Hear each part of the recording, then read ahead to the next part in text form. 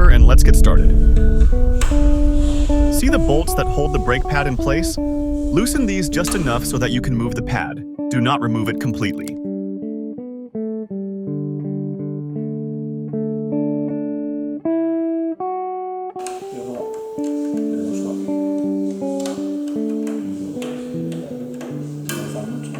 Now spin the wheel and gently apply the brakes. The wheel should stop smoothly without any noise.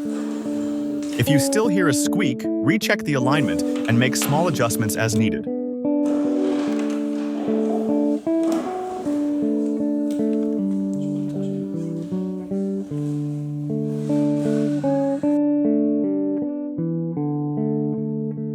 And there you have it. Repeat the same process for the rear wheel if needed.